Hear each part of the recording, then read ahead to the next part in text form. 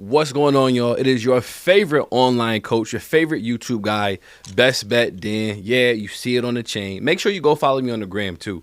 And I am here with a little micro course, and it's called Doing College on Purpose. So now, I talk a lot of junk about college, but here's the thing. I am for common sense. And what I mean by that is that when stuff makes sense, you got to do what makes sense. So sometimes college don't make sense. And so I just say that.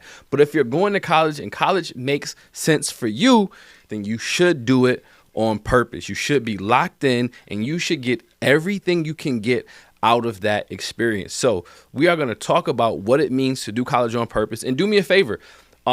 You can be in high school, you can be already in college, you could be thinking about college. It doesn't matter. If you plan on being at a college campus, whether you're a commuter or you live on campus, this little series will absolutely flip the way that you view that experience and the way you just interact with college as a whole. So lock in with me. I got some great stuff for you, and let's get to it. All right, so I got some slides for y'all today. I don't normally do slides on YouTube, but today we got some slides. Let's jump right into it. So part number one, super simple, academic and social preparation. Okay, academic and social preparation. So on the academic side, engage with your school counselors. These school counselors, they make great livings. Like, they do very well, both high school and college. So get your money's worth. Make sure that you not just know them, but you know, like, what their focuses are, know like what they're good at, like really get an understanding of them as a person, because if you build that relationship, it's only going to help you to interact and engage with them. Okay. Also, work with school counselors to choose the right courses that align with your future goals. This ensures that you're on the right academic path even before stepping foot on campus. So you can start working with these counselors before you get to the school, and just to make sure that everything that you need to graduate in the right timeline is buttoned down, right? So definitely lock in with your school counselors, the ones that are at college even before you get there, but then also your high school counselors as well, because they're going to really help you to navigate this pathway and make sure that you have everything that you need to have a successful college experience. All right, social preparation. And this is honestly, this is really where I shine. Like, this course right here, it's about the social side. Choose the right friends. Select friends whose values align with yours. Ensure their habits are beneficial, both for them and for you. Get to know your friends' parents, which will extend your network. If applicable, connect with people who share your faith and build a supportive community. So let's go back for a second. So number one, what are your values? Because in order to connect with people who have values that align with you, it's super important that you know what your values are. Okay. So get connected with your values and understand, like, hey, like, what do I believe? What do I stand for? Because that's going to help you to navigate this path. Because if you're coming from like being at home and going into college, you're really going out into the wild. So you're going to want to make sure that you have a solid foundation in who you are. So that way it becomes much more difficult to sway you. So like I say, one thing for me is I just never had any interest in drugs. Like, for me, I'm talking even marijuana. Like, I've never smoked weed ever. And it was just a part of my value system. I just don't do drugs. And so I took that foundation with me to college, to where it was just like, it wasn't even a temptation, because it was just literally encoded and embedded into who I was, that I was strong on that. Does that make sense? So make sure that you know what your value system is. And maybe you don't know what your value system is, and that's okay. But talk to some people in your life. You might have parents you could talk to, grandparents, cousins, aunts, uncles. But go to the people in your life that you trust, and the people who you see their value systems. And you say, hey, I like that. I want that. And find out, hey, how can I, how can I adopt this, and how can I build the strength and character so that way I can keep this? Ensure that their habits are beneficial for both you and them. So when it comes to friends, watch these people's habits. Like, to be honest, if you get a friend and that friend, all they want to do is just go to parties, and I'm talking about like in an unhealthy way, like it's just like, like they're, shrugging off responsibilities and not really doing the things they need to do to have the success that they say they want, then you might want to distance yourself from that might not be a terrible idea. to say, hey, you know what? And it's funny, sometimes you don't even have to say it. Sometimes you just answer the phone a little bit less. Take a bit longer to answer text messages. And people kind of get the hint that like, hey, we're going in different directions. And then you can let that be that. But making sure and watching for the habits and watching for people's character and how they carry themselves, and then making the decision like, hey, is this someone that I want to be aligned with? Is this someone that I want to have a reputation around campus for hanging out with, for doing things with, for being just, yeah. Think about those things. They're very important. Okay. Get to know your friends' parents, which will extend your network. So, right, boom. One of the things that I'm big on when it comes to networking and building relationships is that a lot of people, when they talk about networking, they're talking about going and meeting strangers. Nah, what's already in your backyard? So if you get to college and you kind of get a core group of like, 3, 4, 5 friends, and you really rock with them, chances are they're going to have a background. That's not guaranteed, right? That's why I said chances. Chances are they're going to have a background that could be beneficial to you. So start to like, hey, like, let's talk about your parents. What do they do? Do they like their life? Can I meet them? Can I talk to them? Like, because if someone's parent has a position of influence or a position of power, and you say, hey, can you introduce me to your dad? Number one, you've got the golden ticket to walk right into that person's office, life, so on and so forth, right? Because I know if my kids come to me and say, hey, dad, my friend, they heard you do this and they like to learn about it. Like, would you talk to them? Of course, like anything for my kid and for their friends. So utilize the relationships of your friends' parents and build relationships, like really get to know them, because that could be hugely beneficial. And again, the last one is, if applicable, connect with people who share your faith and build a supportive community. Now, for me as a believer in Jesus, that was important for me. Like, that's one of the things that matter of fact, I already had that set up before I went to college, is I had a home church that I was going to be at. And I knew that, hey, I had something for my spiritual life to be intact so I could keep things moving forward the way that I wanted to move forward in the way that was really important to me. Okay. So, all right, boom. Let's go into the next slide. So we're going to talk about engaging in hobbies.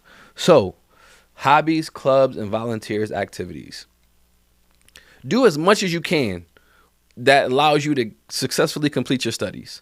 Like, because I'm going to tell you, when it comes to meeting people, you now watch this, right? So pay close attention to what I'm about to say, because there's always going to be the organic level of meeting people, right? And typically you're going to connect with the people that you really gravitate towards. So, and I've watched this a lot of times with black kids in America. When we go to college, we literally just like a magnet go right to the black kids at the college, right? And we really, and again, at large, this is not, everybody doesn't do this, but a lot of people do this. So now you go to college, but you're around the same exact people that you were around all the time in high school and at home. But when you do hobbies, clubs, and you do volunteer activities, that is going to put you in instances where now you're not around the people that you're comfortable with. So now that's going to give you new horizons and new opportunities, because you'll get to meet new cultures. You'll get to talk to some different people with different backgrounds. You might meet some black people, and I'm, saying this with black people, but you might meet some black people who are completely different from you. And the same thing with the white people. Well, if you might be white and like, man, this is a different kind of white person. So doing these types of hobbies and doing these types of clubs and different events, they are going to help you to expand the type of person that you're around, which I'm telling you, like, because I've lived, a bit longer than the ideal target audience for this video. It's like, the fact that I grew up in my household, you could walk in my house and you could hear gospel music, you could hear rap music, you could hear Jewish music, you could hear Indian. Like, we literally, like, my parents really put us in front of everything. But if you don't have that type of experience at home, you can create it in college, because on the campus, everybody's there. In so many instances, you're going to have so many different cultures that are represented at your college that, like, you'll literally be able to just meet people from all over the globe right there at your school. So definitely tap into that. Okay. Let's see. Research clubs and activities prior to going to college. So look at what your school offers. Like, don't just, say, oh, I don't know what they have. No, be intentional. Be intentional to go find out what the college offers, and look for stuff that's even off the beaten trail. Like, find things that you could try out. A friend of mine, he is a speaker, and he went to a random seminar, where he ended up being in a situation where he went on this trip to DC that was free. It was paid for by this organization. And because he went on this trip and had such a great time, they asked him to be a spokesperson and go all across the country to other colleges and speak and promote this particular trip to Washington, D.C. So find out what's happening and go to stuff, because it really can make all of the difference with your college journey. All right. Super important that you be open-minded, and super important that, like, that college, literally in so many ways, it is made and created for you to experience new things. So get everything you can. If you're paying premium dollars, or premium dollars have been paid, whether you got a scholarship or scholarships, athletic, academic, merit, doesn't matter, right? Somebody somewhere paid some money for you to be at that school. Take advantage of everything that's there. Don't leave any rock unturned. Figure out all that campus has to offer and get everything. Get everything, get everything, get everything. So I said it was going to be short, so I'm about to wrap up really quick. So boom. Practical implementation. Number 1, create a detailed plan with your counselor to review your academic readiness and align your course selection with your career aspirations. Super important. Got to get that done.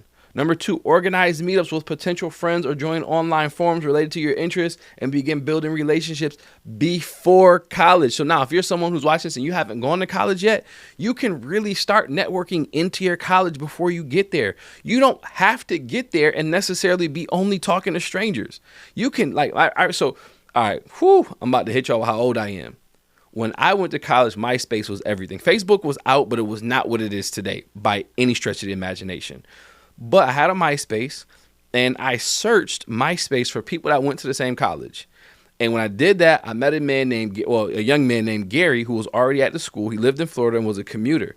We started going back and forth on MySpace before I got to the school. So now by the time I got to the school, like, I literally had a friend who ended up being like a big brother while I was there. Like, I'm talking about, he was a commuter and worked a full-time job.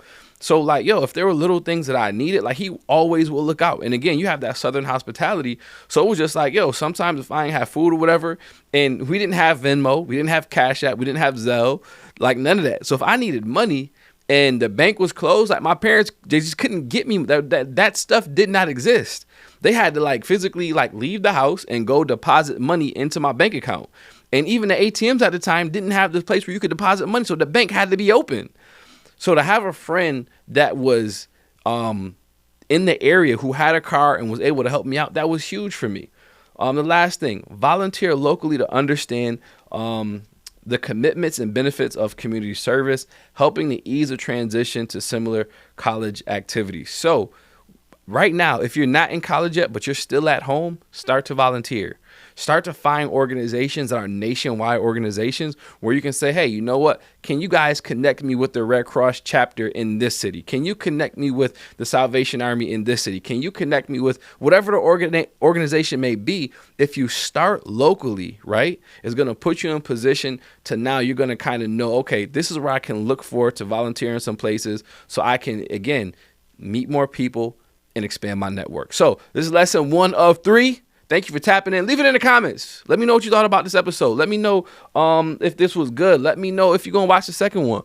But definitely hit that share button. And if you haven't already, make sure you hit me up on Instagram. I am at Best Bet Dan. So I will see you on the next video, and we'll go from there. Later.